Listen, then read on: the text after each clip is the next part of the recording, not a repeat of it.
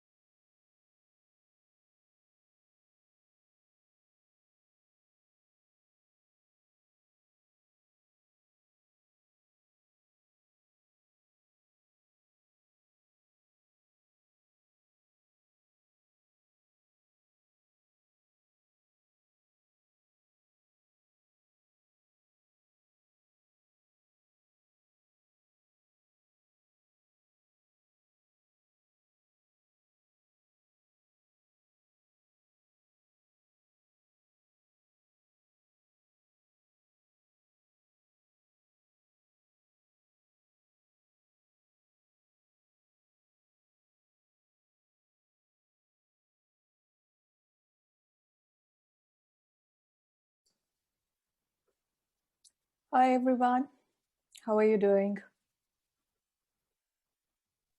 Hello, how are you? I'm good. Great to see you all. I think some of us might have worked together earlier in different subjects, and it is a great opportunity to meet again, and I'm looking forward to working together on this subject as well. So let's wait for a couple of minutes while probably we can do some chit chat while others join. How are you doing, Isabella? I'm good, thank you. How are you? Busy. I'm teaching two. Yeah, I'm teaching two subjects this semester. I know. One is good because this is with master's students who are always very self-organized, disciplined, but the other one is with undergrads who are out of the schools, need to know a lot. Yeah. And it's a large subject with like 220 students. So it's You fun. have to correct all assignments? No, we do get a lot of support in the form of tutors good. and assistants. Yeah. Oh, that's good. But lots of emails, you can Of course. understand. Especially fresh out of high school, there'd be a lot. Yes. But it's fun. So that diversifies the cohort we get to know while teaching. So it's good to be in touch with undergrads and postgrads. Yeah. Very different cohorts though. Yeah. Do you find that, which is easier, undergrad or masters to teach? I think different people may have different perspective. Personally, I enjoy more with masters because it's easy to do some abstract discussions rather than very textbook discussions, and it's mind stimulating. And there is cross learning, like I get to learn from what you all have to share, while I also share my inputs from knowledge and research, etc. With undergrads, we are still trying to, get them to think out of the box of the textbook, that they have got used to, but they are in the process. Yeah. So Yeah. it's more easy and fun. Yeah. Oh, okay, that makes sense. Yeah. Okay, so I think we will probably start now. We have 21 participants. So what I will do today is, first maybe I'll take you through the subject, explain to you what dual delivery means, what is university up to, and what kind of experiments are we doing in this semester. How are you a part of that experiment as a contributor and also as a recipient? And also what this subject entails for you in this semester. And after we finish this introductory bit about Canvas and logistics and some questions that you may have around assessment, timelines, etc., then we will start talking about what exactly we mean by land and property economics. And then we will get into some content, introductory content about the characteristics of real estate and also institutions in real estate. And that will be the end of the discussion and lecture today. So let me first start by sharing my screen and taking you to the Canvas website. Also, my internet is a little bit unstable today. So I'm connecting with my phone because phone is, it seems, giving me better connectivity today. So if I drop out, please bear with me. I'll log in again and we will continue from where I left.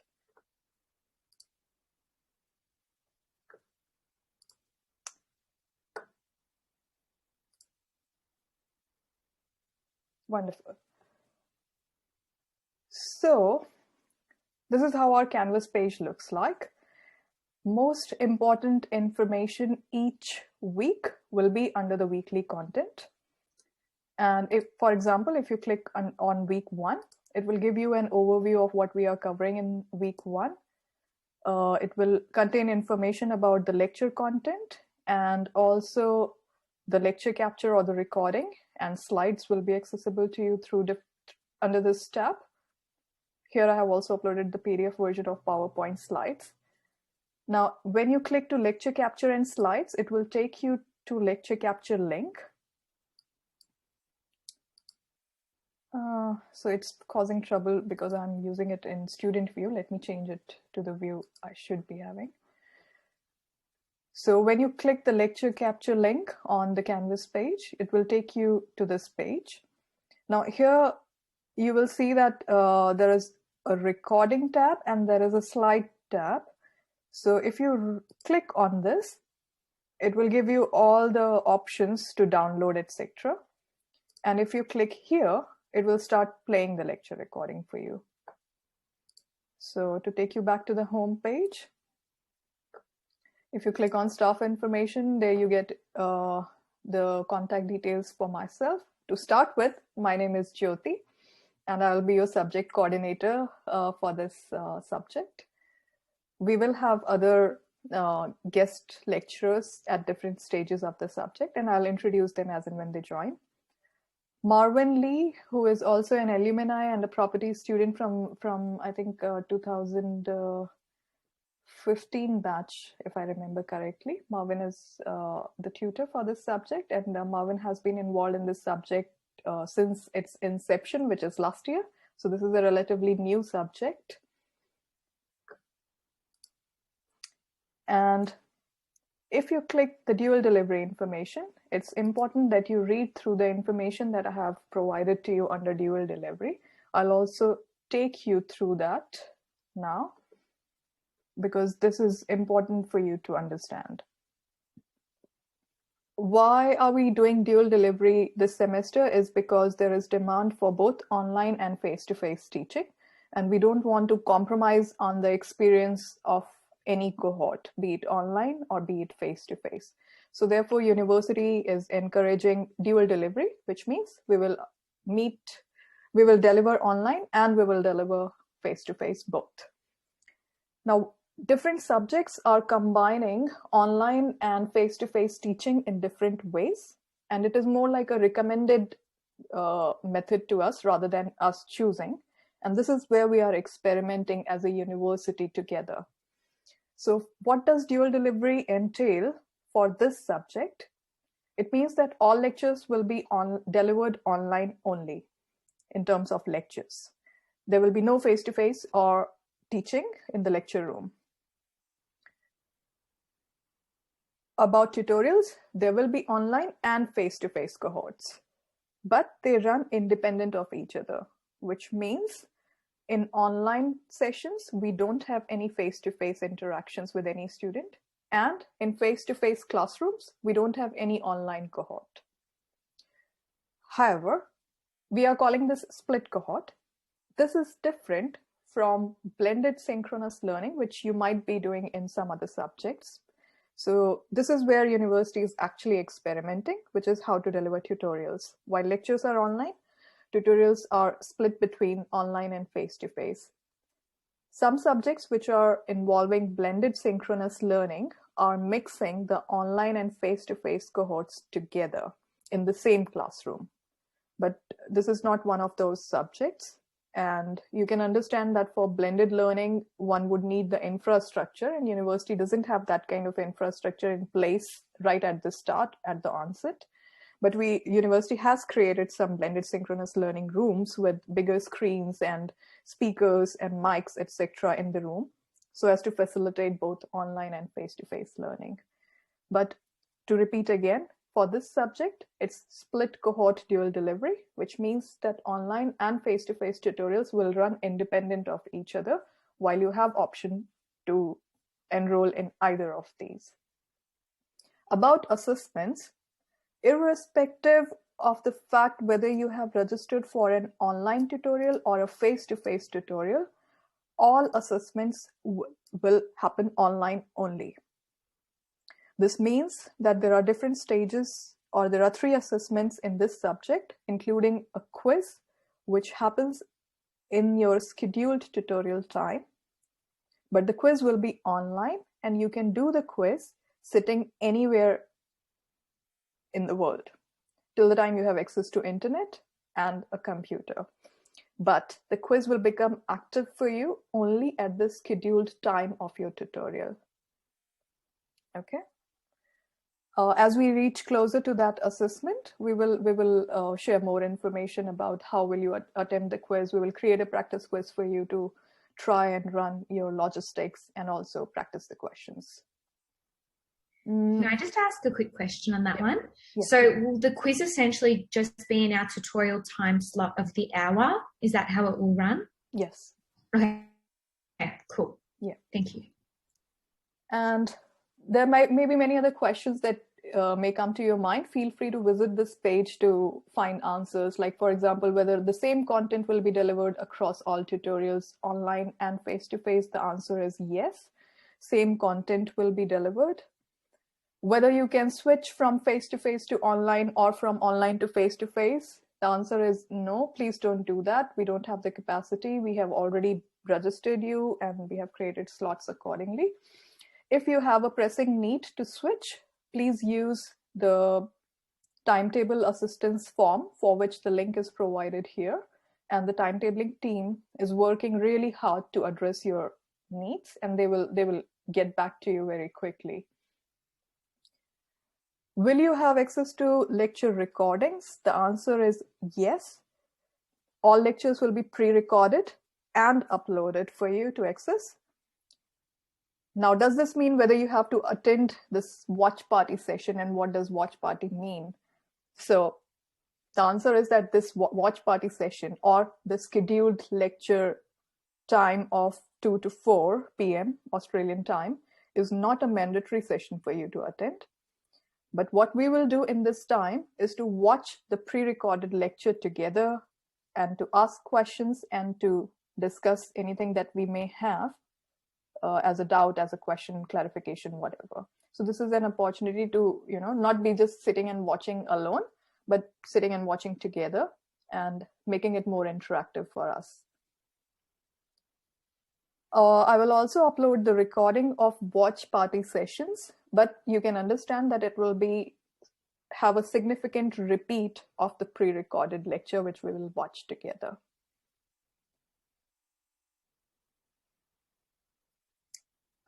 Any other question that you have at this stage in your mind? feel free to just turn on your mic and share So for the questions. quiz, that will be Go on, Jessica, I can hear you. Hi, can you hear me? Sorry. So for the quiz that we have in the tutorial session, would it be marked like based as an assessment? Because I remember going through the assessments in the handbook, and for land and property economics, it mentioned 2 assignments and an exam. There wasn't a quiz on it. So the first assessment is a quiz. I'll give you more details now. Okay. And yes, it will be marked. Yeah. So let's go to the subject overview page and try to now dig into the details of the subject rather than the logistics. So this time we are creating 4 distinct modules in this subject. The first 2 modules are based on land economics concepts, and the later 2 modules are based on property economics concepts. How is land economics different from property economics? That we will understand in the pre-recorded lecture. Now, the first module we will use to understand the theoretical aspects of land economics, mostly concerning about bid rent theory, which helps us understand the pattern of land use and land values that emerge in cities. The second module will be an application of the land economics theories to property retail sector. Like, how does retail industry take decisions on location, and what kind of theories inform their decision? What kind of data do they use? How do they analyze that data to reach a conclusion on location related decisions? Second module, we are trying for the first time in collaboration with Kohl's Group. You understand Kohl's is a big retail group. We all are familiar with Kohl's as a supermarket. So Kohl's also has a real estate wing. They are big owners of real estate properties. And one of our alumni, Toby Woolridge, is now working with Kohl's.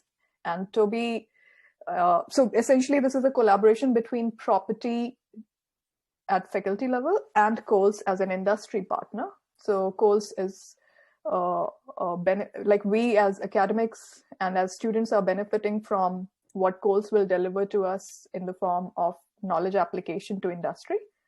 But Kohl's is also offering us some scholarships for students that may come up next year. And Kohl's is also offering opportunities for industry-based thesis next year. So it's a bigger collaboration. We are also involving them in subject in this particular module because it was relevant. So we will talk about how industry applies some of the theories into practice when they take decisions on location of retail stores. So this will be interesting for you. Then we will reach third module where we talk about some theoretical discussions on property economics. And in the fourth module, we talk about the theory of value. While we all understand that the profession of valuation and the techniques of valuation that we learn in the course of education here at the university, and also we learn and enhance it when we start practicing as a valuer.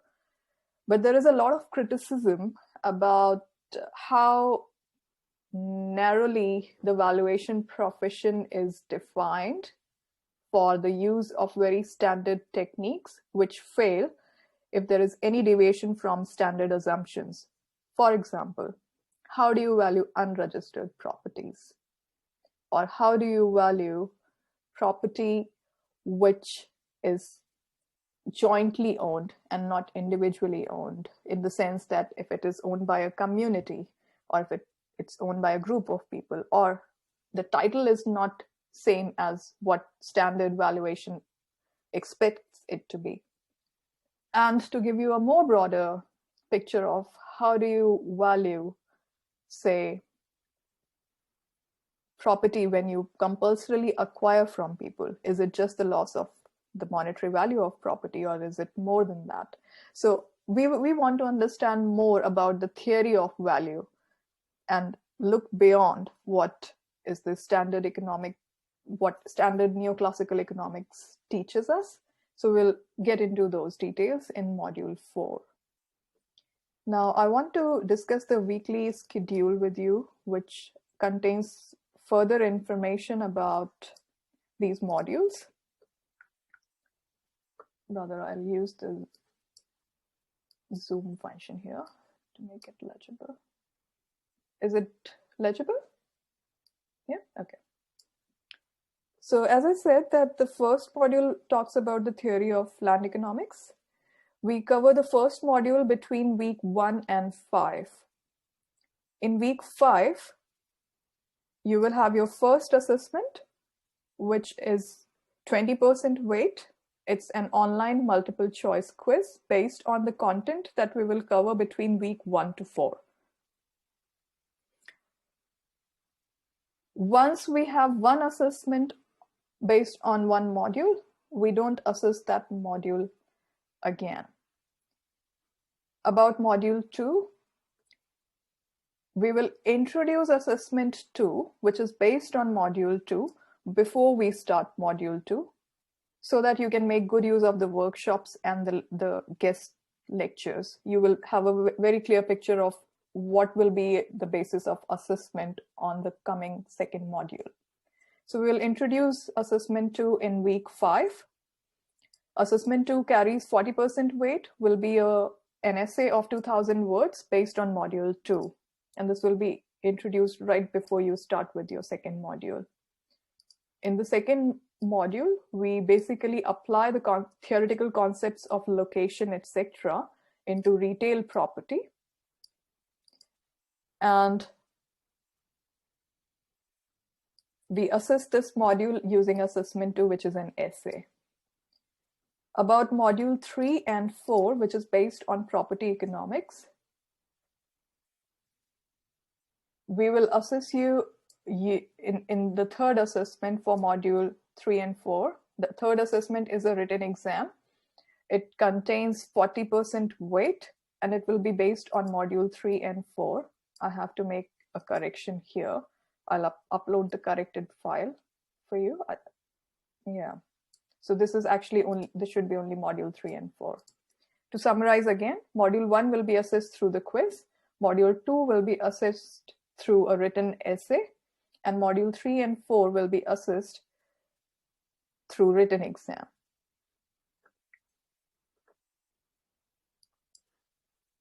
Going back to Canvas page. So we have discussed about the weekly schedule and assessments. Just be informed there is no hurdle requirement to this subject. No attendance, no exam, nothing is a hurdle for this subject. But that doesn't mean that you would still want to score good, right? So you would want to attempt all the assessments. I will not go into the details of intended learning outcomes for you. You can have a read at it, and I'm sure you would have already read it in the handbook before joining this subject. In summary, the intended learning outcomes are that you will familiarize yourself with some theories of economics which apply and inform property market, and including some institutional aspects of property rights and actors in the property market and the rules and regulations that have an impact on property value and the way the property market operates. Regarding assessment, here is an overview.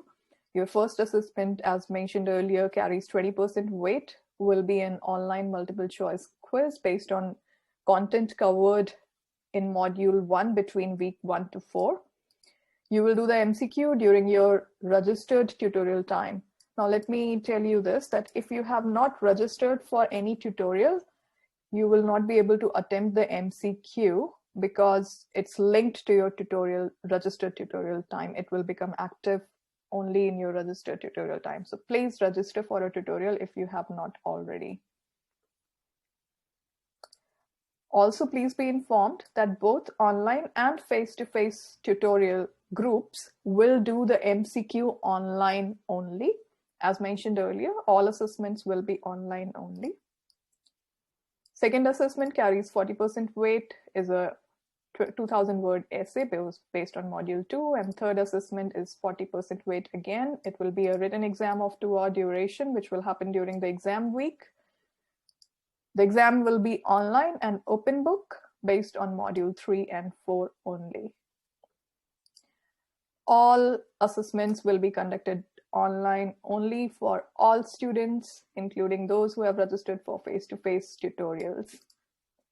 Here is some information on how online exams are conducted, and also some resources or support services, like, for example, if you experience technical difficulties, how do you apply for some exemption in health. So please feel free to access these links. I think it will be more useful as you move closer to the exam date. There are 2 core texts that we will be referring in this subject, but that doesn't mean that you have to buy them. All the content is available online. Both these books are available as ebooks on the library. Also, we will upload all relevant chapters under readings online, so you will have access to all the content online. Also, these core texts doesn't mean that we will be referring only to these 2 books. As you are aware, and you would want us to, we will use a multiple wide range of resources, including journal articles and recent discussions on the topics, and not only textbooks, and definitely not just 2 textbooks. You can find access to the Zoom links here. It's auto-generated, but for your easy access, I always keep the Zoom links on the home page. So if you click the Zoom room here, you will be able to access Zoom link for the lecture. I'll soon upload the Zoom link for the tutorials. Intentionally, we avoided it to avoid confusion because we are not conducting any tutorials in this week. So I look forward to meeting you during the tutorial next week. Any questions as of now? Jessica is nodding no, so I'm assuming no. Okay, great. So I'll stop blabbering about the Canvas and logistics, and I'll start sharing the lecture for this week. Now, I have stopped sharing my screen because I want to share advanced video, which will improve the sound quality of the video we will watch now. So give me a moment and I'll share the video.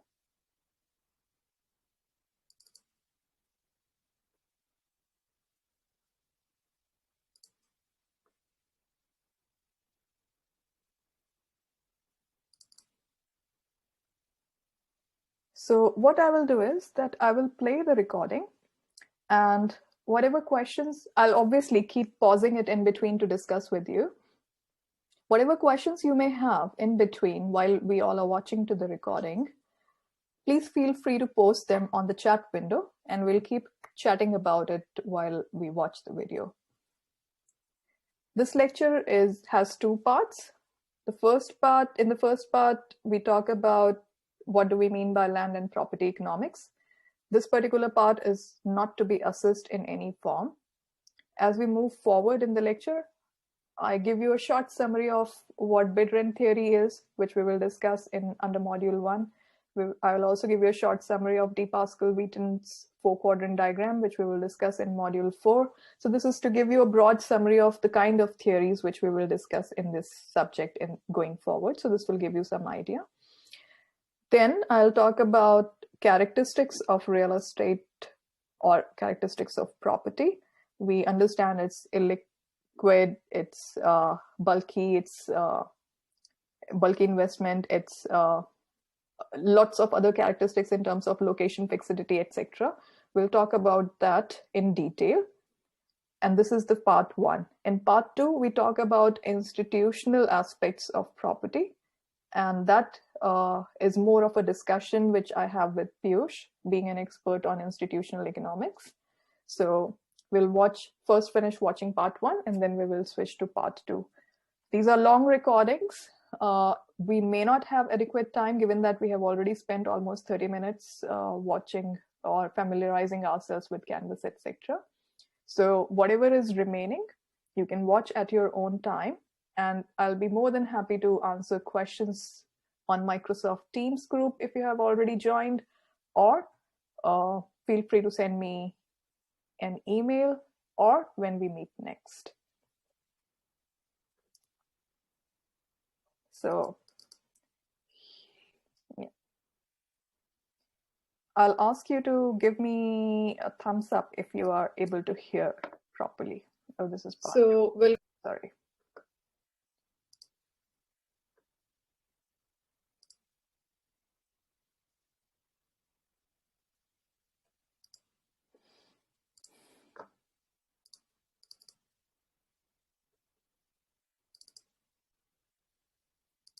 This material is made available to you by or on behalf of the University of Melbourne under Section 113P of the Copyright Act 1968. It may be subject to copyright. For more information, visit the University Copyright website.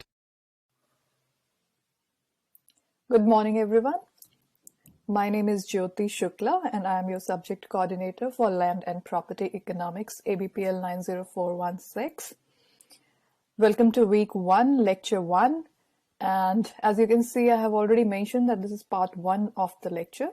There is a small part in addition to this. And as in when we reach the stage where I can explain what is part 2, I'll let you know. So, as this is the introductory lecture, I would first want to start by introducing the subject. And it is important that we invest decent amount of time in understanding what this subject means so that we know the benefits of the subject, and in the process of learning, we can take advantage of the subject when we know fully well what this subject entails for us. And this is a new subject, as you might be aware, and the need for introduction of this subject has been felt since past couple of years, and finally we could do that. So let's start this journey, and let's be hopeful that it will be beneficial for us in the long run. This subject forms the foundation for many other property subjects going forward in the journey of your property education, and even if you in the property profession, not just the education. And before I start, I want to apologize. My throat is not very good, and you may get disturbed by the cough, but I'll try to keep it to minimal. So please forgive me for that. So to start with, I will first talk about what is the focus of this subject. And the focus is definitely economic functions of land, and I will explain what that means. We will also talk about defining land and property economics as a subfield of economics. And I would like to briefly touch upon the topics that we will cover in this subject, mostly concentrating on the bid rent theory and 4-quadrant diagram. These form the basis for land and property economics respectively.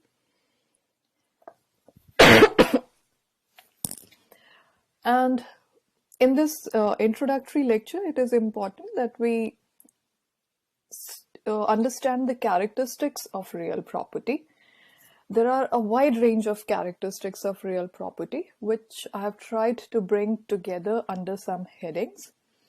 So to define the characteristics, we will look into the definition of real property itself. The definition of real property entails characteristics of real property. We will look into the definition of property market, which also entails characteristics of real property. And then we will define what do we mean by market participants, and what are those special characteristics of real property as opposed to other financial assets. And we will also try to understand how to assess property market outcomes and whether or not real property market is efficient. How do we define efficiency? And an important thing here to discuss would be institutions. And this is where part 2 of lecture is captured. And to make it more rich and knowledge rich for you, I have invited Piyush, and it will be more like a conversation with him through which we will try to understand the role of institutions in the property market and also the definition of institutions, property market institutions inclusive. Towards the end of the lecture, it will be important to assimilate the learning outcomes of this subject. Having understood what this subject is about, it will be easy to explain to you what are the learning outcomes of the subject and how do those outcomes benefit you in the property profession as a real estate and land economist and valuer. So there is a typo here. I would correct this. These are actually references which we will be using in this lecture. And most of these references, if you search on the library, you will find them, but I'll try to upload these references under readings online.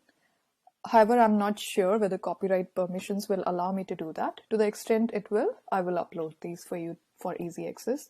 We are not expecting you to read all these references fully, but definitely if you want to look into the details of the topics that are referring to these resources, then you should refer to them if you want to look into the details. To start with the introduction of land and property economics, as I said that the focus of the subject is on economic functions of land and property. Now, the first and most obvious question to ask here is, what are economic functions of land? And to understand this question, I think it will be important for us to understand what are non-economic functions of land and how are economic functions different from non-economic functions. Now, I'm referring to a good resource here, which is titled The Role of Land in Economic Theory. And it's a very well-written paper. If you like to get into the details, you can. However, I'm not recommending that because the scope of this subject is limited to economic functions of land, while the paper explains other things as well. Now, let's try to understand what this slide is telling us. As you can understand that land has many functions and land is a very crucial resource. It's scarce, it's valuable in various forms, and it encompasses a variety of functions which we may classify broadly under these categories, but it's not limited to these categories. Like, for example, land has environmental functions, and the role which land plays under environmental functions would be, say, for example, as soil or earth, as a sink of pollution, as a filter to drinking water, and definitely as a habitat for wildlife. Together, these functions or these roles of land contribute or can be categorized under environmental functions. Now, on similar lines, economic functions of land would entail, let's say, if we view land as a scarce space for locating economic production activities, infrastructure, dwelling, and probably actually production activities includes everything else. Infrastructure will be productive, dwellings will be productive, even commercial, retail, industrial, whatever will be produced or created on land will be a productive activity. It probably also includes as a productive activity agriculture. However, we define agriculture slightly differently because in the first case, we are talking about using the space on land, which is scarce. So we are talking about the role of land as a scarce space. In the second case, we are talking about the productivity of soil. When we are saying agricultural productivity as an economic function of land, we are referring to the productivity of soil of land as a characteristic or as a decisive attribute that will influence upon the agricultural productivity. The soil provides organic and inorganic nourishment to the agricultural produce. But again, It is economically productive activity and therefore an economic function of land. Now, the third point under economic function is when land is a provider of aesthetic value and amenity services. We know that the built environment is a combination of natural and built environment, and the value of any property or land is definitely appreciated by the aesthetic value that is added by the built and the natural environment together, and amenities and services. Now, this point, the third point here about aesthetic value and amenities, since I'm mentioning about aesthetic value brought in by the environmental or natural scenario and scenery around, and other natural elements around sea, water, water bodies, and wildlife. So then we are saying that there is some overlap between these functions as well, because those aesthetic values are essentially environmental or natural elements. So we are not denying that there will be overlaps across these roles, but still for our understanding, we are trying to separate them or categorize them under broad heads. Land is definitely a store of value and assets. And as property professionals, this will be an important realization for us throughout our course of education as well as profession. We all understand that the value of land appreciates being a scarce resource and being a productive resource. It generates value and it stores value. Now, land also has a societal function. We understand that ownership of land may act as a source of prestige and pride. And there is a lot of research that has gone into associating a personal identity with the identity of the place. We are not focusing on that. That is beyond the scope of this subject. But obviously, if you are interested, you can look into that. Land is also an organizing principle for socio-economic relationships.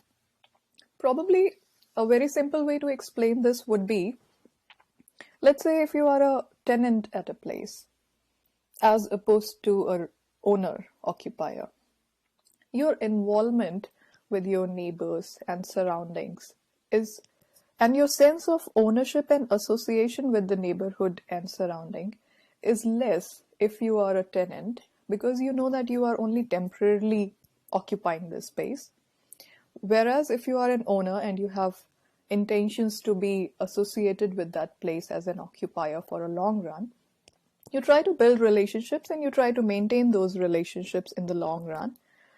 And you value those relationships. So those socio-economic relationships associated with land, and particularly with land ownership, are also a societal function of land. In the context of traditional societies, we can say that land also plays a spiritual role for some cultures, and land is seen as a deity that exercises control over its people. So these are all very important functions of land. However, as I said, and I would like to emphasize again, that the scope of this subject is limited to economic functions of land.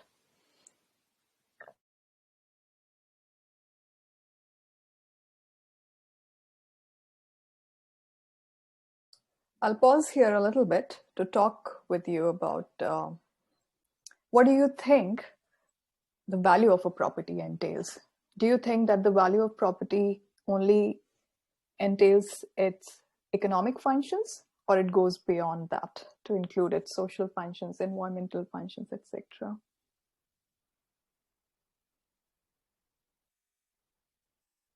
Feel free to turn on your mic and share your views.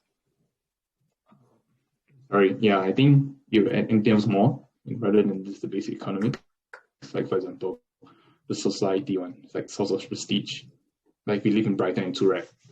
Like, I want to be, like, if I'm like in the line of that area of like my business is around the area and I want to locate within those kind of similar views and characteristics to people. So yeah, it's more this way. Yeah. Jacqueline agrees? Okay. How about Kelly? Do you agree with what Godfrey shared with us? So if we agree that land entails more, or the value of a property reflects more than just its economic function, then are we saying that the value is not, it's not the correct way to use, say, hedonic theory, where we only look at physical attributes of land and location and equate the value of land to the attributes of the property? Are we missing on the social attributes that the property entails for a particular individual or for a group of people? Are we missing on some environmental attributes, say views, etc., that it may entail, which we may not be able to capture when we are analyzing the economic functions, or when we use the discounted cash flow to estimate property value? Are we missing on these additional things? But does it also have to do with what a willing buyer is willing to pay as well? I agree with you, Isabella, very, very much agree with you. Yeah. So let's say that as a willing buyer, you are willing to pay for the views. And so has the seller been anticipating. And so has the valuer calculated the asking price. So then the value does capture what is exchanged between the buyer and seller beyond its economic functions. In this case, it does capture the value of the views. It does capture the social prestige associated with a particular location like Turek, as Godfrey said. So the value is basically a reflection of what a willing group of buyer and a willing group of seller is willing to exchange, be it social functions, be it economic functions, or be it spiritual functions, everything. So then if we are using a valuation method which only relies on economic functions, are we missing something there?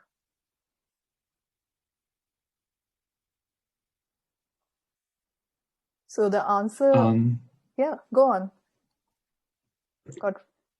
I'm just saying, just like if you do valuations, like for example, you do comparison, so like you have different comparables. I might be like, I don't know, I may be going in the wrong direction, but like if you have comparables, like those comparables, the sales, because the comparables they're based on sales price, so not based on valuation price. Then, so the sales price might already include all those other characteristics. So wouldn't that valuation already include? Yeah. Agree. Wonderful. Yeah. So we are saying that as buyer and seller, we are rational, but as property valuers, when we are given the task of estimating the value, till the time we are using comparative sales, we are still relying on market's estimate of the value. But when we get into using hedonic theory as a fundamental way of estimating or predicting value of a property, our prediction is only as good as the number of variables we have taken into consideration. Yeah.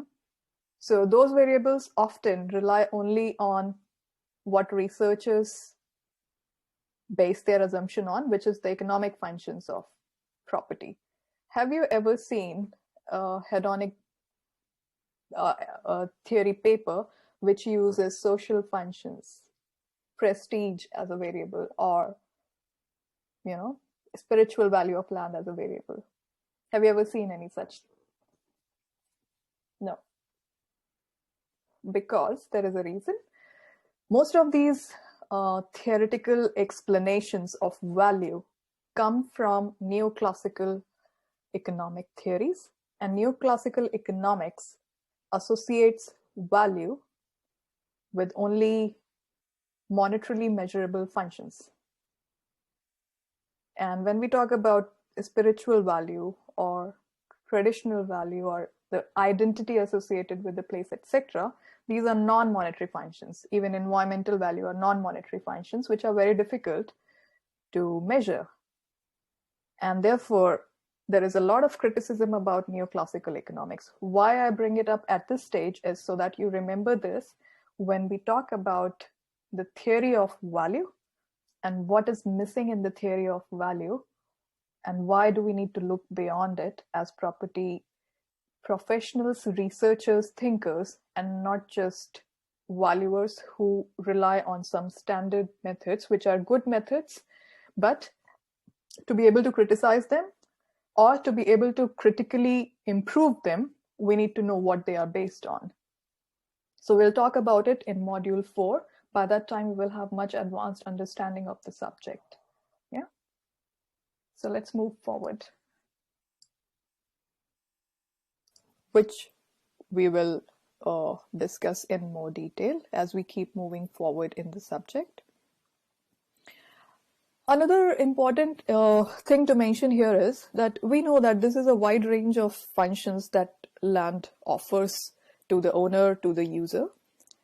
Now, if at a societal level, we misallocate ownership rights or use rights and access to land, then that means that we are misallocating access to these functions. And that can be a very unfair and non-efficient social system. So misallocation of land would inevitably entail misallocation of these valuable functions. And economics is about just distribution of scarce resource, and land is one of the most crucial scarce resource we are talking about.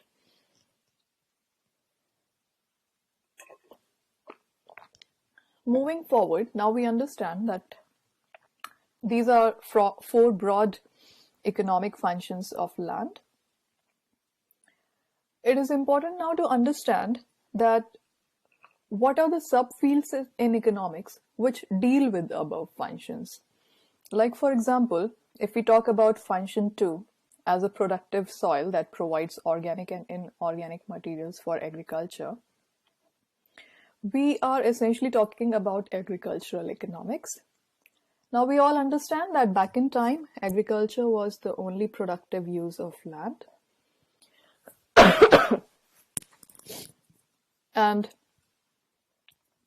therefore, there was a lot of emphasis upon agricultural productivity, and agricultural economics developed as a field in itself.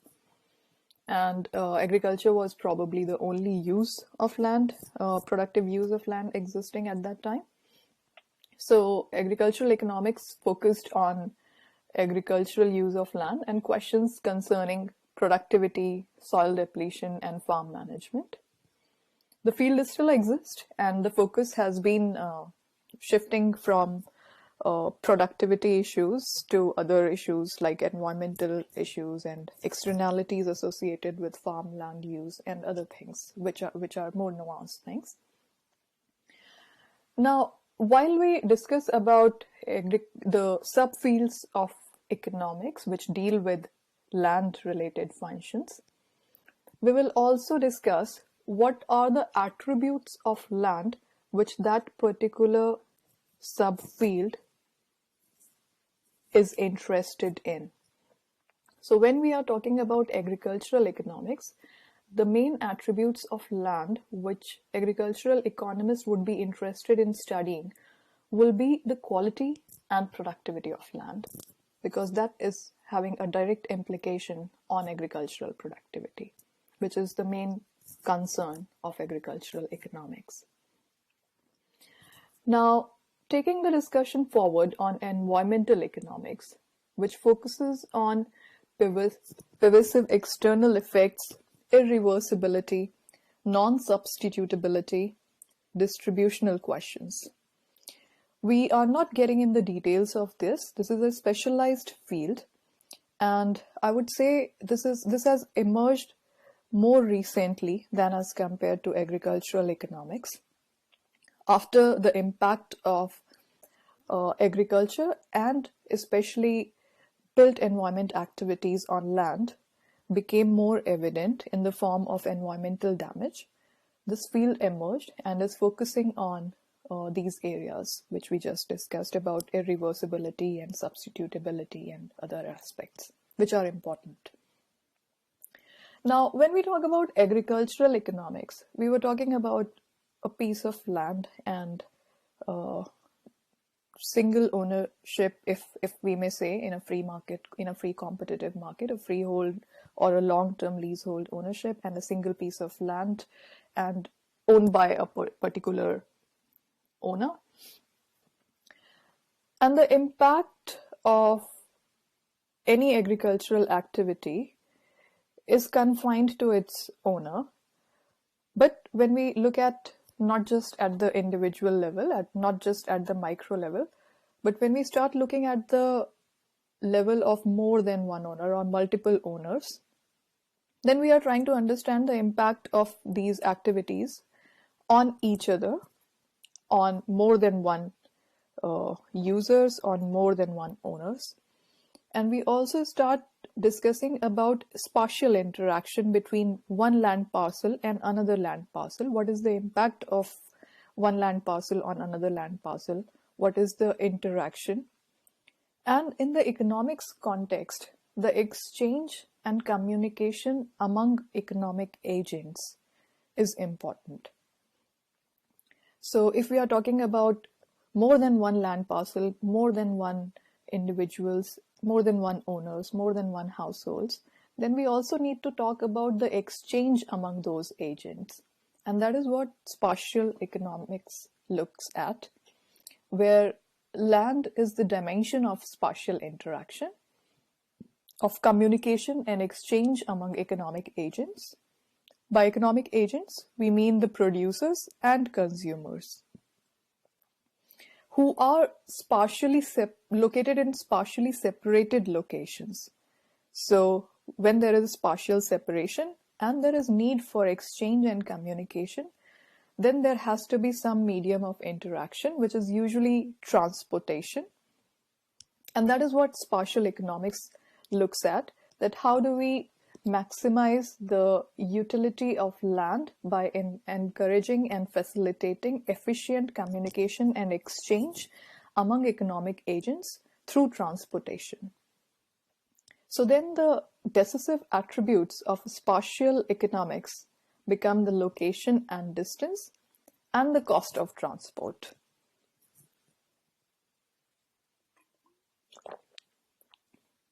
Now coming to land economics, which is our area of concern here.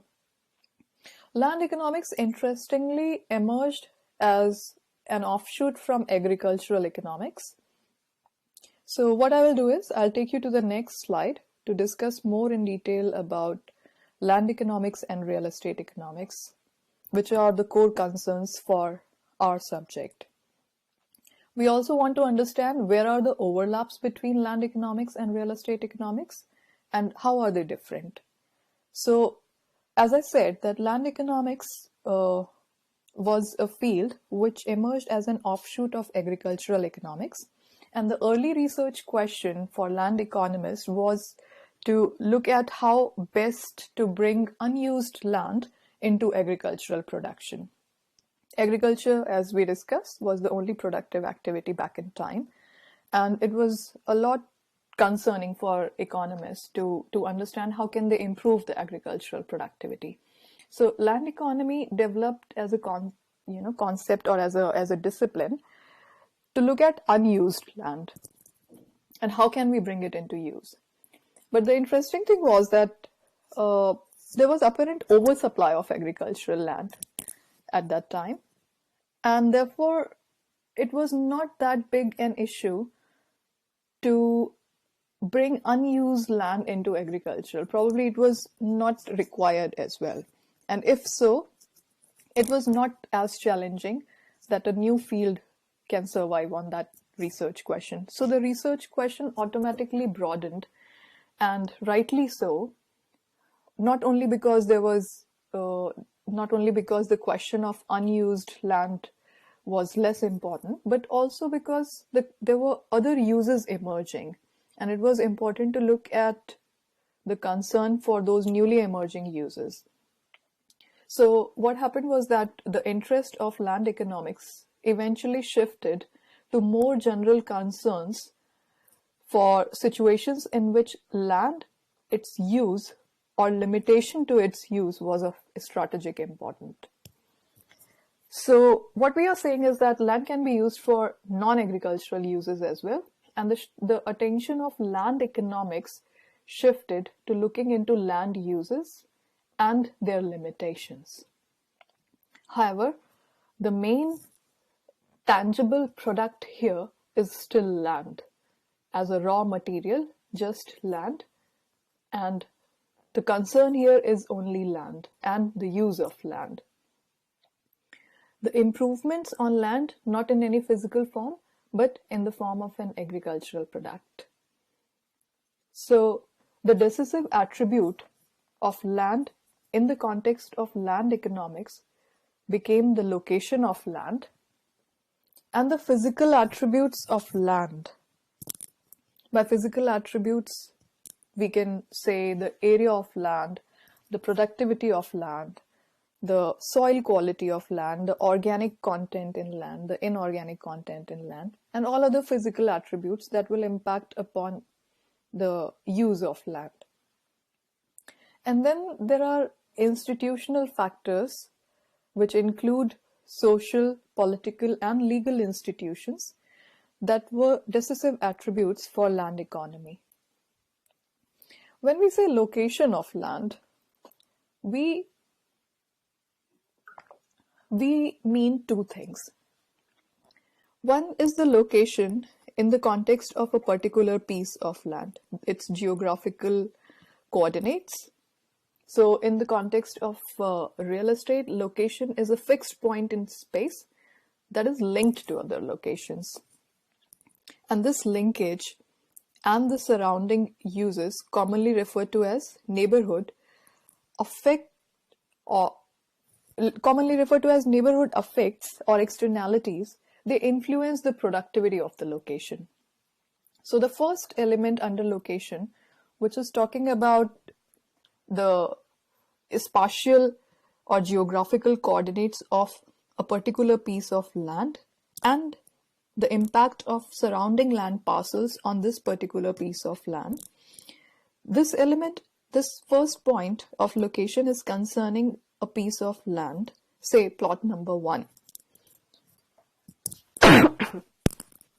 Now the other important aspect of location is the interaction of plot number 1 with other plots and the exchange between plot number 1 and other plots and the communication between plot number 1 and other plots.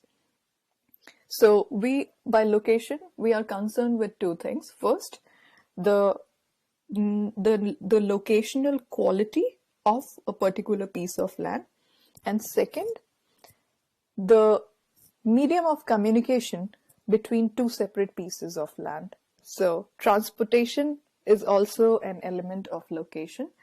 By saying communication and exchange, we are indirectly talking about transportation. That is how communication and exchange will happen. Now, we have talked about land economics, and the emphasis of land economics is and has been on land itself. Now, when we say real estate economics, we are concerned with two things. First is land as a raw physical product, and then the improvements on land.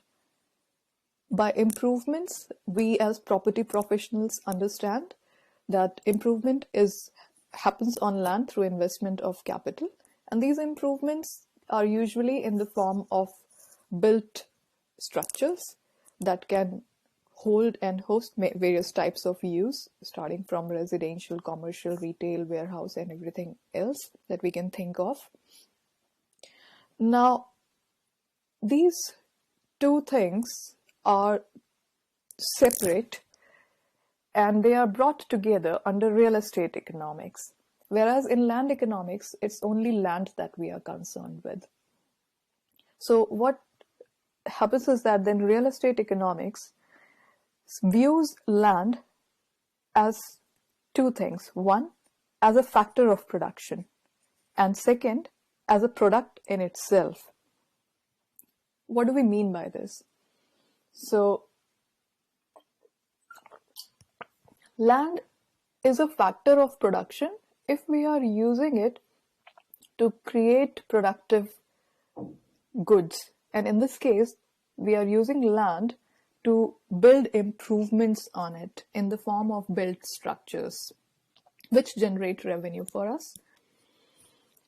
And at the same time, land is a product in itself, because land is saleable, land has value, and as a factor of production, it has value as a product in itself. So indirectly, we are saying that real estate economics entails land economics and also talks about the improvements on land. So it has both the elements in it, and it is probably a wider field than land economics. Wider in terms of scope and coverage. So in that case, the decisive attributes for real estate economics, here we are discussing in two parts. One is the decisive attributes of improvements, which mean the physical characteristics of the improvement on land. Let's say if we are constructing a residential apartment, then the physical characteristics of the residential apartments, its area, its size, its number of units, the quality of construction, material, everything becomes important, and everything adds or affects on the value of the improvement.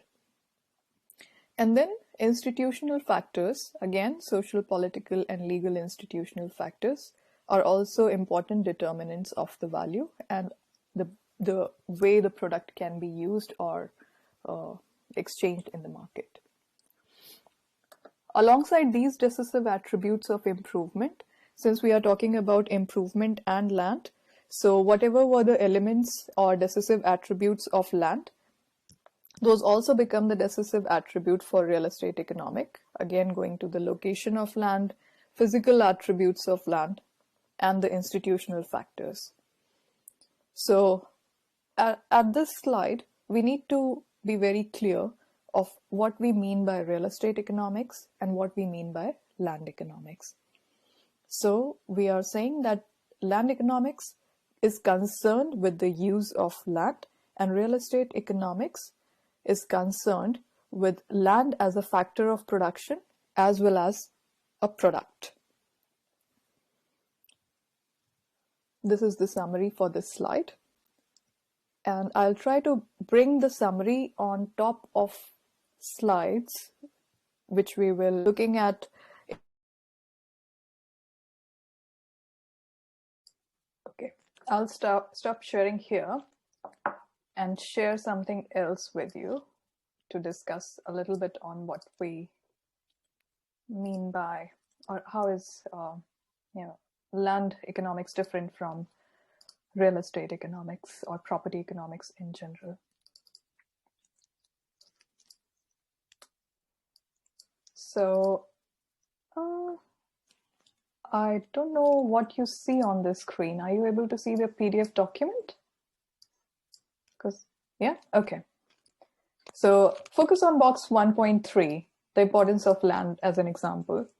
So in the US, between 1975 and 2006, that is around 30 years time, on an average, for 36% of the value of the aggregate housing stock, land accounted for almost 36% of the housing stock. Now, over the same period, this is interesting, that the inflation-adjusted price of residential land nearly quadrupled, while the real price of structures increased cumulatively by only 33%. Now here we are saying that the price of land became 4 times, whereas the price of structure was only increasing by 33% in 30 years' time. Why do you think this will happen? Do you agree that this sounds about right? Yeah. We all are nodding that, yeah, structures, the price of structure may change slow or may increase slowly as compared to the price of land. Why so? Why do you think they move at different pace? They inflate at different pace. Is it to do with the supply? Wonderful. Please add more.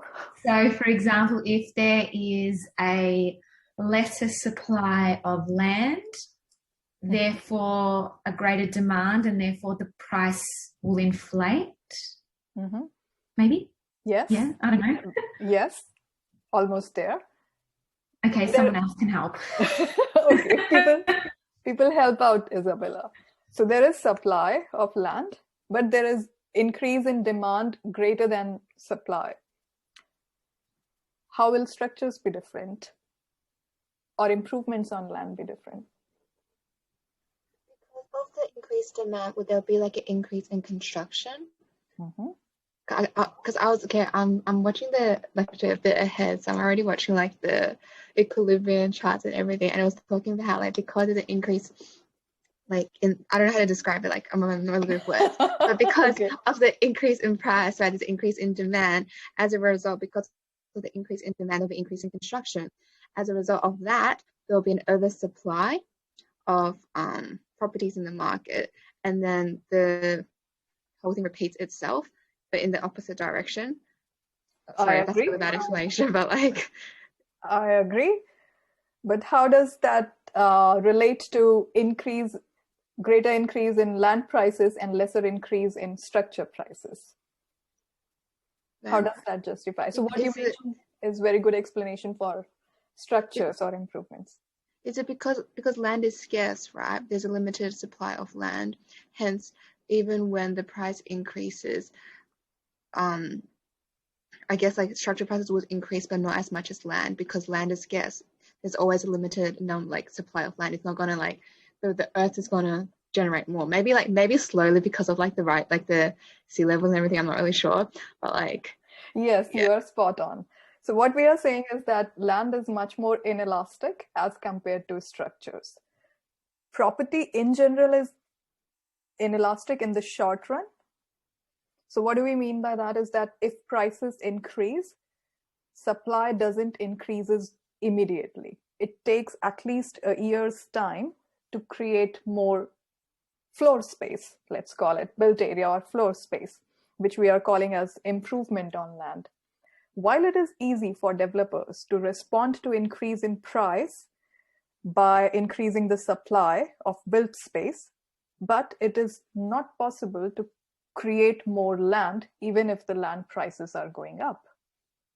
Unless we are in Singapore or in some coastal cities which reclaim land from the sea, right? So we don't create land, and therefore, even though there is demand for land, the supply is constant and stagnant. Yeah. So, which is not the case with improvements on land. They do increase with increase in price, although in the short run, the supply is stagnant.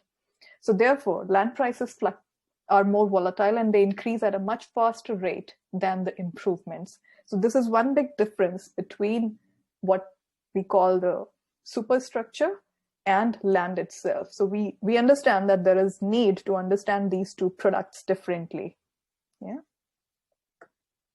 Okay. So I will let's bring up the video again. Just give me a moment.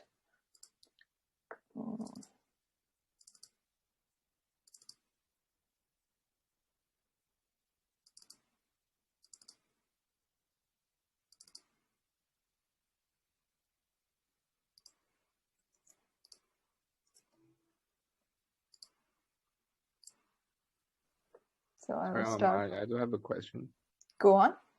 So basically, but in Australia, like in Victoria, government can release land though, like they can release the farmland into like residential land, and that means that there will be more supply. Wonderful question. Wonderful question. Anyone wants to attempt that? Jessica, you are much ahead of us. You want to answer? Hi, sorry, I was watching the lecture on my computer. What did you ask? I'm so sorry. So my question was that like in Victoria, there will be more land if government choose to release the farm like agricultural used land and convert them into residential land, which is already happening. Like for example, in areas like Wood End, Bendigo, like those areas, they've already increased the supplies of land. Which so my question would be like, what's the effect of that on the supply? So how is supply limited, or how is supply stagnant or constant with time? Is supply go on, Jacqueline. Yes, it's because like even though the government's doing that, it takes a long time. So like, because like they need to like pass legislation and it goes to like planning. So like either way, supply is still gonna be elastic in the short run. Like, is that right? I think although the supply will like increase in future, but like the demand will increase as well because the population will grow, and like the demand of affordable housing will like keep increase as the population grows.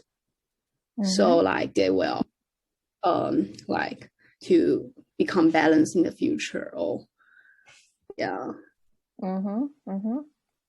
Because I think the reason they released line is because the forecasting of growth of population. So they know there will be like increasing demand in the future. So they have to make the greenfield to become like houses and brownfield.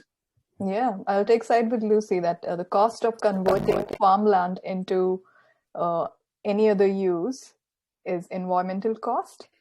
It's a high cost, and it will be only done when there is really pressing need to do so. But it happens. We all know it happens. And Yukian, am I pronouncing your name right? Yeah. Yukian is very, very rightly saying that this still doesn't qualify as fixed supply, because we are introducing new land, say in residential category. Now let me try to answer Yukian's question. Let's say that the city area is 1 kilometer square, and there is 1/4 residential, 1/4 farmland, 1/4 commercial, and 1/4 institutional land in this city. If I change land from one use into another, does it create more land, or it only changes the use of land? Changes the use of land. Yeah, so it doesn't create. It doesn't create more land in the context of the city. But if the city boundaries expand, which also happens, then we do create more land mass in the city. But this buck stops at the country boundary or at the boundary of the earth. So if we consider ourselves as a human race, then our supply of land, which is earth as a landmass, is limited. We can also consider that the supply of land as a country is fixed unless we go into war and expand our boundaries. Yeah? But you are very right that within the country and within a city, these uses keep changing, but the total mass or the sum of area remains same. But we do keep transferring from one use to another. And this will be our next lecture, where we will talk about constant supply of land in general, but shift from one use into another, which does impact upon the prices. So all answers are right here. What Jacqueline said and what Lucy said, everything is right. Yeah, thanks. Okay. So let's move. Is it too boring to be watching at this pace, because you all are watching ahead of time and it's slow what we are doing together? So if you think we can just continue the way we are, is it okay? Yeah. Okay. Yeah, it's okay. Jessica is in another level from us, so she's like, we are here. Okay. No. It's I just think it would be good for contributions, I guess. Okay, fine. So.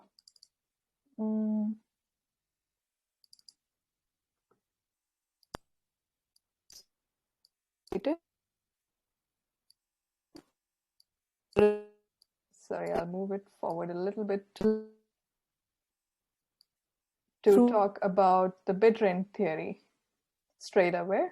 This all we have discussed, and I think we have edited the slides, but it's reflecting something else. Anyway, week 2 to 5, when we are very simple explanation is that the price of land, let me find the right place to start this one. Please ignore whatever I'm talking here because this has been updated for this year and this slide is from the last year. We are now talking about the main theory that will guide us through week 2 to 5 when we are talking about land economics and when we are concerned with the use of land as the focus area of land economics. Now, the bid rent theory, broadly what it says is that the price of land reduces as you go further away from the central business district. This is a very simple explanation of bid rent theory. I'll repeat again that the rent or price or value of land reduces as you go away from the central business district. Why this happens? What has led to this theory? We will discuss in detail. But the interesting thing to ask here is that if the price decreases, how does that impact upon the use pattern? So if the price of land is cheaper at the outskirts, you would expect that agricultural activity, which are land intensive, will happen in the outskirts of the city where land is cheap. As you move closer, probably more competitive uses or more productive uses of land will emerge. So as you move closer, probably residential, and closest to the CBD would be the most productive and most competitive use, which would be commercial. Does it happen? Does this theory apply in reality? Do cities actually follow the bid rent theory? So I will not give the answer in yes or no. Rather, I'll demonstrate you what's happening in Melbourne in 2019 as per the report titled Melbourne Functional Economic Region. Now, this is the origin point in this graph, and x-axis is the land price, and y-axis is the land price, and on x-axis we have mentioned the distance from CBD. So we can see what is the existing land use pattern. As you are close to the CBD and the land price is high, the use that occupies this land is corporate office. Now, at this termination point where commercial node terminates, service, industry, and retailing is the next most competitive use or most productive use, which occupies the distance after corporate office. And in the Melbourne context, it's mixed use. So we do have some residential as well and other uses, service industry uses and retail in this particular stretch, slightly away from the CBD. As you move further away, residential use dominates the geography. And if you will move further away from residential, you will obviously see agricultural, which is not mapped in this particular graph. So what we are trying to say is that most productive uses are located closest to the CBD. And as you move further away from the CBD, land prices reduce and accordingly, the land use pattern changes. This is put very simply what bid rent theory says. Do other cities also follow? Melbourne is a monocentric city. Sydney is a polycentric city. but do other cities, like in developing countries, like in India, Hyderabad, and then Warsaw, do other cities follow the pattern? What we see in these graphs, we can say yes, if the market is freely operating, then this will be the pattern that will emerge.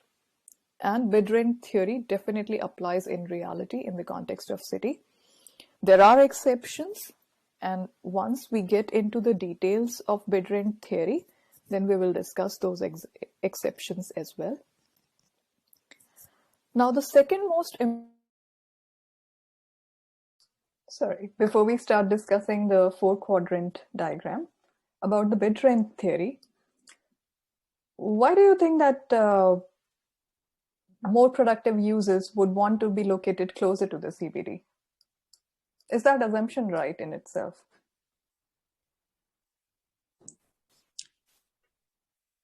I think it's because of urban farming, like the cheese milk service, that it's the transportation, it can lower the cost of transportation, and it's freshly made and send it to the customers. And also because of the planning trend, so it's more like sustainable to have little agricultural and little industrial activities within the urban context. Mm-hmm. So is it coming from some prior knowledge about von Thunen's theory or something, Tingmei? I used to study planning, and I think that's why. Makes sense. So what you shared with us is more about the earlier theory of von Thunen, which used to explain how within agriculture different uses are distributed. If we take a central point in the city, which let's say we call it CBD, but let's say that it's not an industrialized society yet. We are still an agrarian society. So then from the city center, how different sub-agricultural uses evolve as a pattern.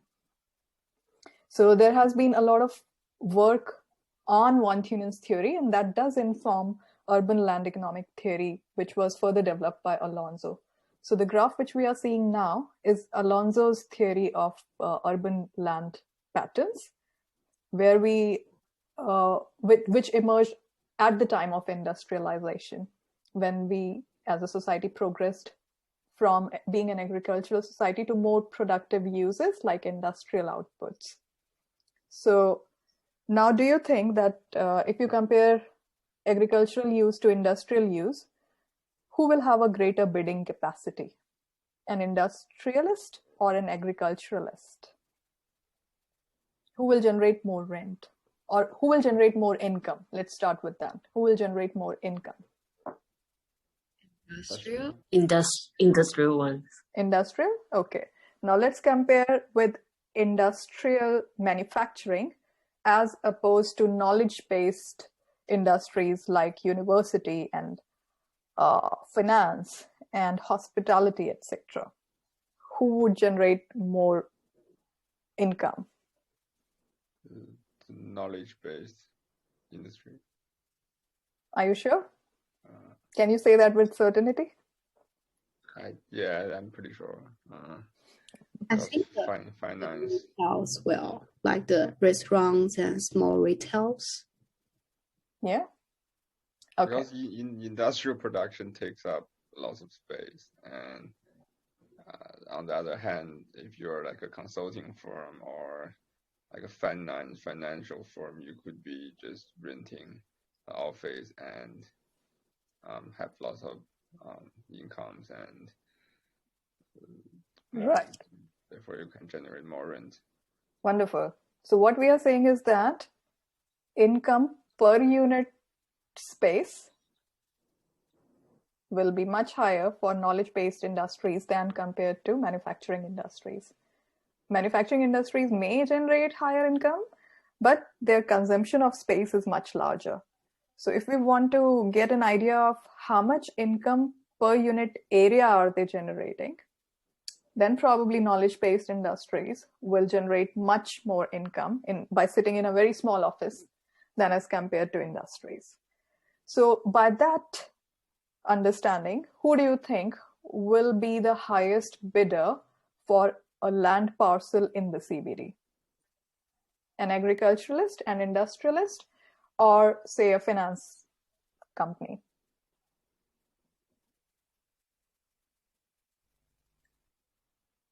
Finance ones. Yeah, we would expect the finance to be the highest bidder. And therefore, majority use close to the CBD will be of the highest revenue generating industry. Yeah. Therefore, you see a lot of land or offices used by finance advisors and banks and retail shops and restaurants, etc., who are generating a lot of income in the CBD. They are seated in the CBD. Mm-hmm. They have outbidded residential in terms of high-rise residential, and they have definitely outbidded low-rise residential, which are then which is the next evolving use as a mixed use. And what you see in the mixed use zone is maybe smaller offices, low-rise offices, high-rise apartments, and a mix of residential and commercial. As we move further away, we see only households. So the capacity of a household will be certainly less in terms of bidding for land than as compared to an office or a retailer. So this pattern has evolved very much as a pattern of a competitive market. Now, why would offices want to be located close to the CBD? Do you see that happening now as well when COVID has hit us? Probably changed a bit since that most firms realize that most of the tasks could be done over Zoom and other online apps. So like people would, for example, like people would spend less time in the office, for example, only like maybe 1 or 2 days per week. That's why some of the firms are getting out of the CBD, and for example, before they could lease like 100 office, now they only lease like those 10 office. So there is huge vacancy in the CBD office space, which is, I think Ting was saying something. Tingying, you were not able to hear you, although I saw you.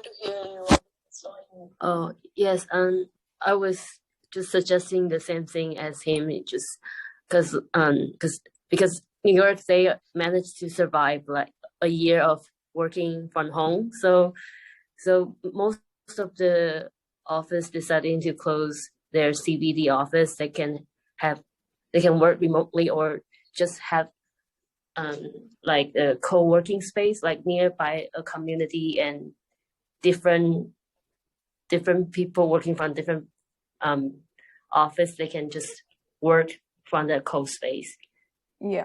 So shifted. So we are agreeing that probably for offices which could operate remotely, there may be less demand for being close to the CBD in the future. Yes. So which means that these are the offices which rely on resources which can be accessed remotely, like internet. And, how about those industries which do need face-to-face interaction or which rely on resources which can't be accessed remotely, like food, coffee, and other things? Obviously, there is online delivery. How about hotel? Unless we only adhere to COVID sick patients. No, that we can't survive on that for long. We will emerge out of the COVID situation, and then we would need space, hotel rooms to be occupied by tourists, etc. Hotel room can't be rented remotely. I mean, it can be, but then it has to have an occupant in the long run. So it's all about what kind of resources are required for which industry, and where is that resource available in the cheapest price. So being near to CBD for offices was important because of economies of agglomeration. We will talk, you would have studied that in the past, but it essentially means where there is a spillover effect of one office on other in terms of spilling over of knowledge, spilling over of labor, and we share as different offices located in the CBD, they share this knowledge and this labor and the movement of all the resources between them. They benefit from agglomerating together. Like as Melbourne Uni, we benefit from being near to RMIT because we share a lot of resources in terms of both tutors and students and accommodation and restaurants and places to eat available for students, etc. So these agglomeration benefits were leading to a higher competition for CBD land parcels, but now it will be an interesting turnaround to see how we evolve as a society and whether CBD still remains as the magnet for the city for everyone to come close. Particularly when we talk about residents, do you think you would want to be located close to CBD as a resident? If you have to buy an accommodation, where would you prefer? Kelly? Close to CBD, away from CBD, somewhere in between? I would say like close to the city, like in the suburbs, close to the CBD. And reason being?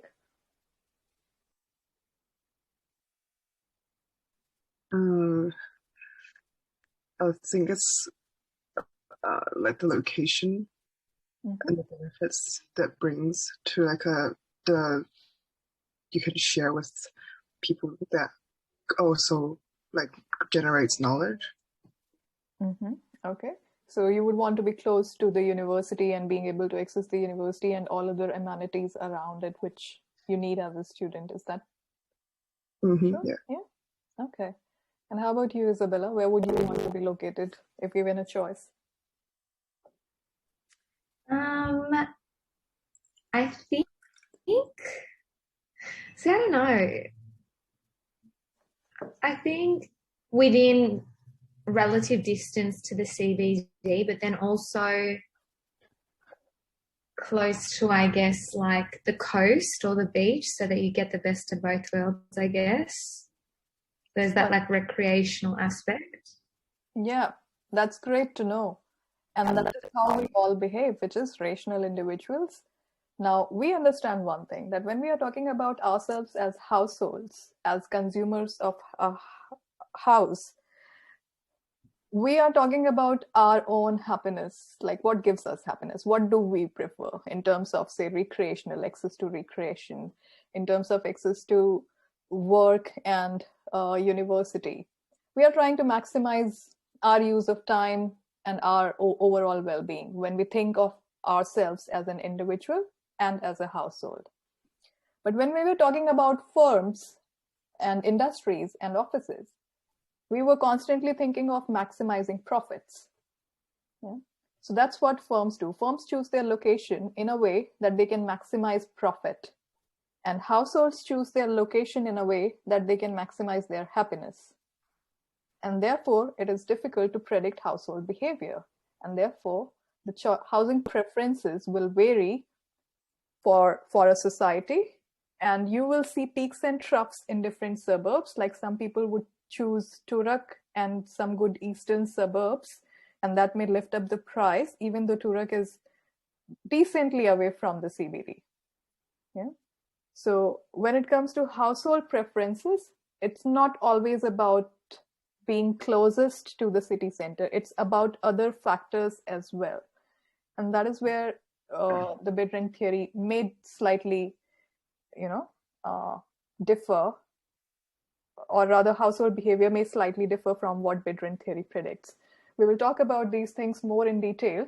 when we get into knowing the bid rent theory for households and bid rent theory for firms, particularly for manufacturing firms and offices. And these are our coming lectures. So I will stop talking here and I'll play the slides again. Now what we'll talk next is about D. Pascal Wheaton's 4-quadrant model.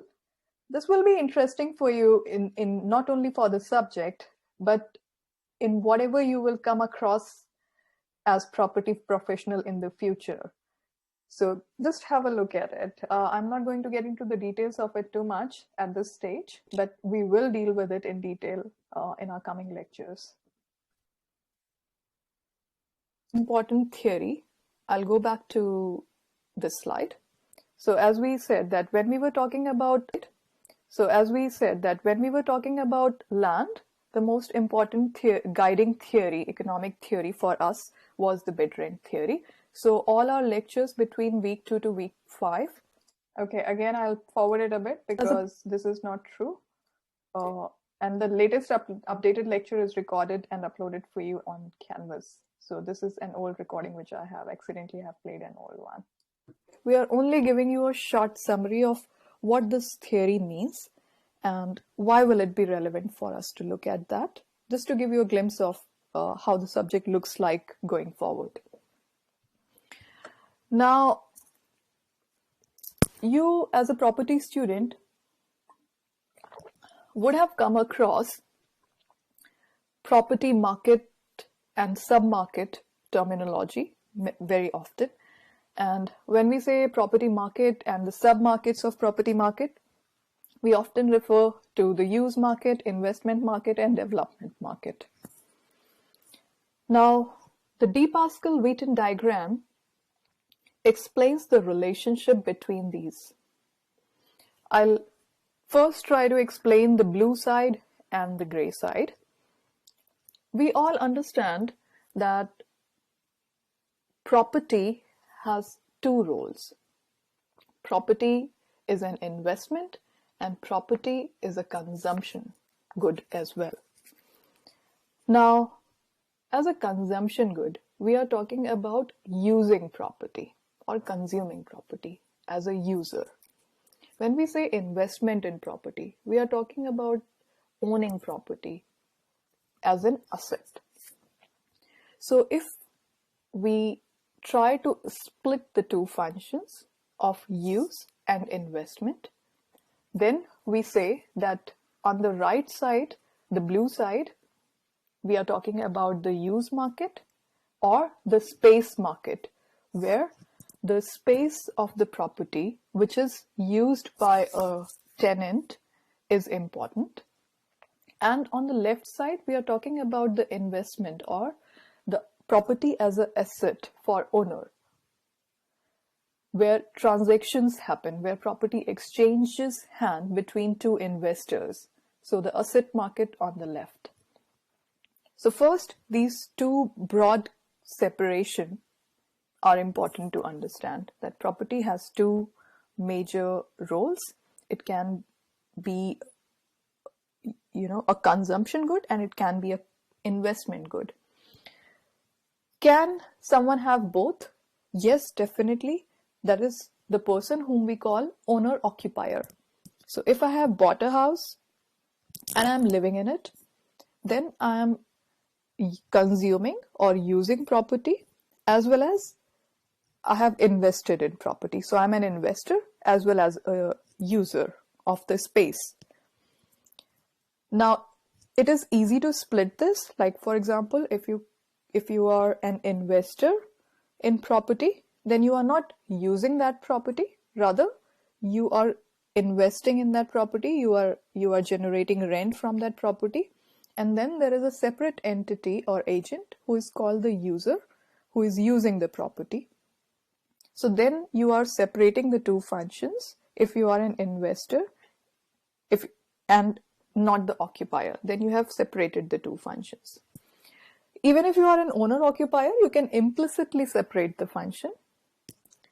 So we understand now that there is a space market, which is the use, because the space is used, and the asset is invested or owned. So there is this space market and there is this asset market. Now, let's understand what this diagram is telling.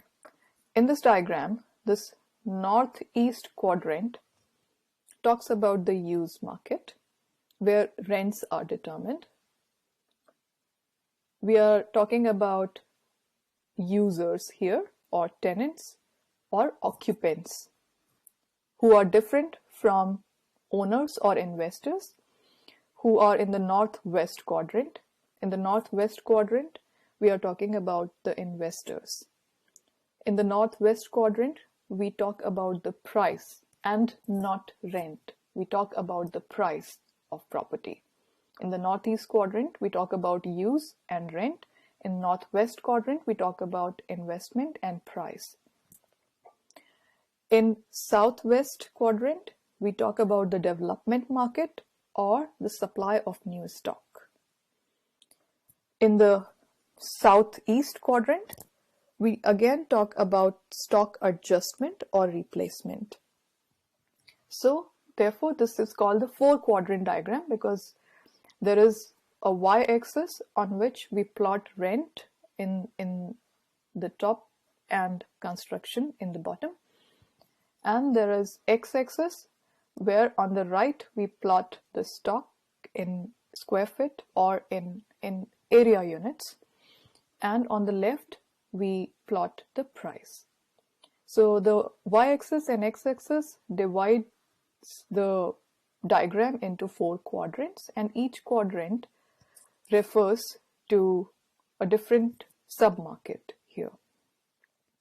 Now, not to confuse you, but together the bottom two quadrants may be called the development market, but we don't usually do that. We still try to keep the fourth quadrant as stock adjustment quadrant, and we call the development here because this is where the stock is produced.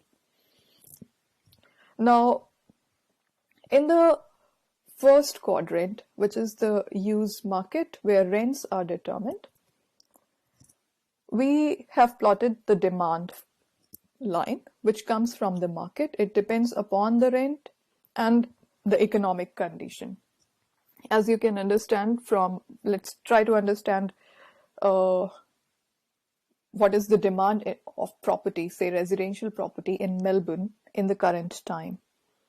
The rents are low, economy is slowing down, unemployment rate is high, earning and income is going down. So at this moment, definitely the demand is going down. And when we plot demand, we are saying that as a function, this line is a function of rent and economy together. So this line is exogenous, only partially dependent on the factors that we have plotted here. So this line comes from the market. At any given point of time, we understand that the stock available in the market, in the property market, is fixed because new stock takes time to be created. It's not a day's activity. Construction takes time. So at any given point in time, the stock available in the market is fixed. To understand the impact of demand or change in demand on rent, we use this quadrant where we know that the stock of property is fixed, and given the stock, what will be the rent?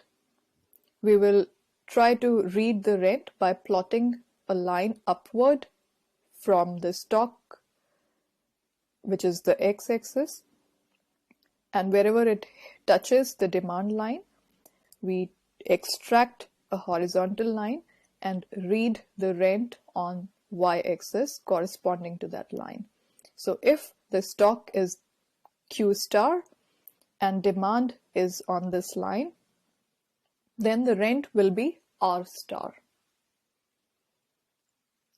This is simple, but we will explain this in detail when we move forward and discuss the 4-quadrant diagram in detail. Essentially, what it is trying to say is that for a given stock, when the demand is not changing, we can read the rent on the y-axis. Corresponding to this rent, we can also understand what will be the price of property by plotting cap rate in northwest quadrant. Again, cap rate is exogenous. We extract cap rate from the market and we plot it here, and then we try to read that if the rent in the market is R star, then what will be the price for the property? And this triggers investors or investment in property market. At the moment, the graph which you are seeing is at equilibrium. The market is at equilibrium. It is a perfectly joined rectangle. So corresponding to R star, the price is P star. And if the price is P star, then how much should be the new stock produced in the market? So if the property is selling at price P per square feet, the construction industry will produce stock equivalent to C star. Again, we are plotting the construction cost in the southwest quadrant, and we are reading C star corresponding to price P star by plotting P star on construction cost and bringing it on the y-axis where construction new stock to be produced in terms of construction square feet is red. Then again, if the construction is C star and the removal rate is this line, then the new stock coming in the market will match exactly the depleted stock or the stock removed from the market, and there will be no oversupply. So C star will try and help retain the stock at Q star. This is a little bit tricky. The entire thing is a little bit tricky. We will deal with it again and again. But what we are trying to say in the southeast quadrant is that there is stock that is removed from the market because of depreciation and depletion, aging. So we bring down some properties which are no more in use. Every year there is some stock in the property market that is taken out of the market, and that reduces the available stock in the market. Like for example, if you bring down an apartment that is old, so you have essentially reduced some number of units from the market. And we are saying that at an equilibrium, the new stock that is produced by the development industry, which is C star here, is such that it replaces the depreciated or removed stock perfectly and doesn't create oversupply.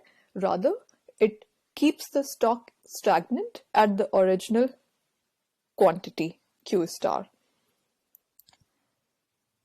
So this is a situation of equilibrium where rents determine the price determine the new stock that should be supplied, and the new stock determines how much is the stock adjustment, and the stock adjustment, if it matches perfectly with the stock demanded and maintains the stock at the same level, then the market is at equilibrium.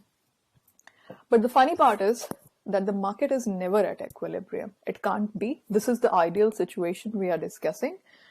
But the market always tries to achieve equilibrium. For example, if the demand changes, we know that the market is very dynamic.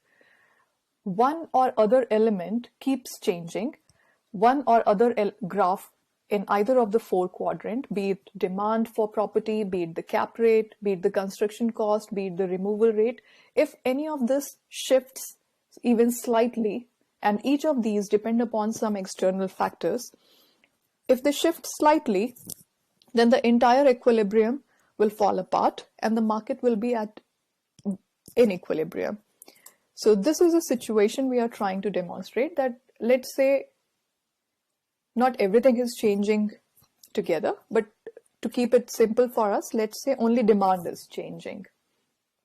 And you can imagine that we are changing only demand, but the market doesn't work like that. In reality, the cap rate, the cost of construction, the removal rate, everything keeps changing. So you can imagine that the market is never at equilibrium, but it is trying to achieve the equilibrium so that the demand matches supply exactly, and there is neither oversupply nor undersupply, and we can find the price at equilibrium. So again, coming back to the discussion, that what happens when either of these graphs shift. Just to explain it graphically, let's say the demand shifts. In this case, we are saying an increase in demand. So if we try to understand logically, if there is demand increase for property, then rents should increase, property prices should increase, developers will get a sign that they should produce more stock to benefit from the situation, and new stock should come in the market. This is what should happen when demand increases. Now let's see how de Pascal diagram explains this entire cycle that we just discussed. So when demand increases, again we will start by Q star, which is indicative of the stock available in the market. So drawing a line from this point on x-axis vertically upward up till the new demand graph, and then extracting rent by drawing a line horizontally from the demand graph westward to hit the rent axis. We say that the rent has increased from R star to R1. The new rent is R1 in the market now because the demand increased from D0 to D1.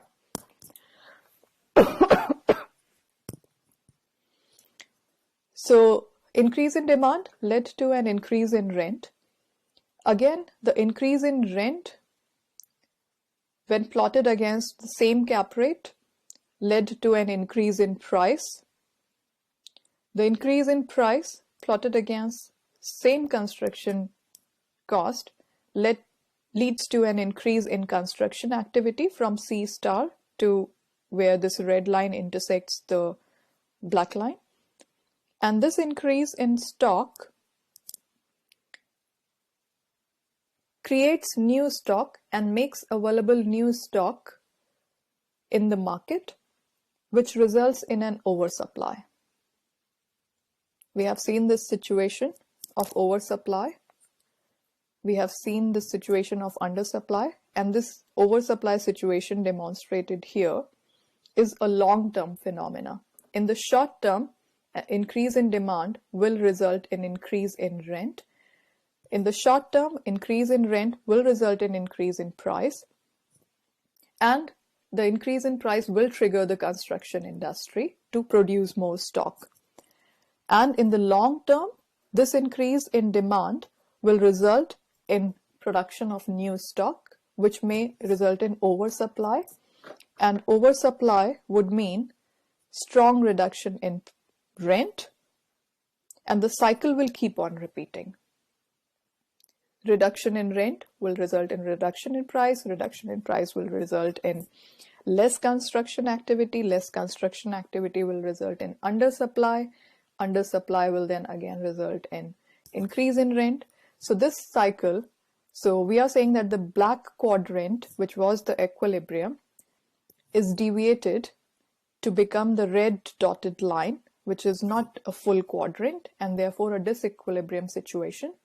And this disequilibrium will result in another cycle, which will repeat the process of rent adjustments, price adjustments, and construction activity adjustment. And it will eventually achieve a equilibrium, or it will eventually try to achieve and move towards a new equilibrium if any of the factors in the quadrant change or shift.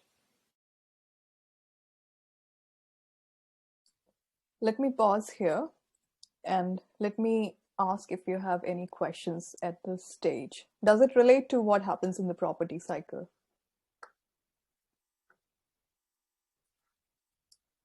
Yeah, increase in what are we seeing? Where do you think in terms of demand are we now?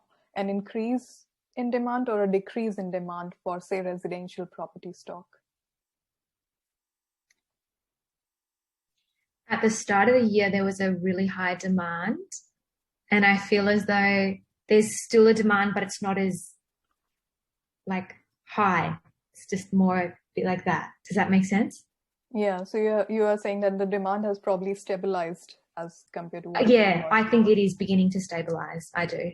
Yeah. So what do you think that this particular increase in demand at the start of this year was caused by reduction in supply or something else? I think that too, and also COVID, I think, was an external factor, perhaps. Yeah, I would also think that it was essentially caused by a temporary restriction on auctions and other activities. So it was more like a backlog of demand that came forward rather than any other factor that is a fundamental factor for creating demand, like, for example, population increase or immigration, because those two things were definitely not happening at an unusually high rate. And definitely there was a reduction of immigration. So those fundamental things that will create demand were not in place. But yet there was demand in the Australian market.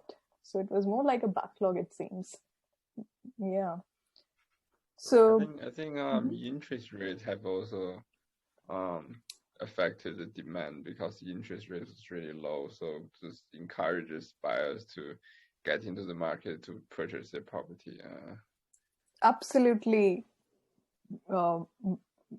true and correct. And interest rates have been low since I think 2018.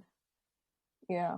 And they were decreasing very steeply in 2019. And by the end of 2019, the interest rates were very low in Australia, and COVID was beginning to happen at the end of 2019. So probably that created a backlog of demand. So it was, And I think I observed that there is also a migration away from the CBD. So that's like another reasons people start to sell their property, like apartments, stuff in the CBD, and try to purchase real estate away from the CBD, like in the north and far west, and there's like more demand. Yeah, so there could have been that could be one of the good reasons that people are out migrating from the inner city. Another reason could also be related to unemployment and defaults that bring a lot of property as a disclosure property in the market.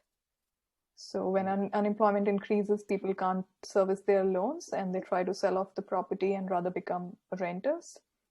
So all this was happening. So nothing like there was definitely one sign of in low interest rates that should have increased the demand, but all other signs were hinting at reduction in demand. There was unemployment, there was less immigration, there was out migration from the city.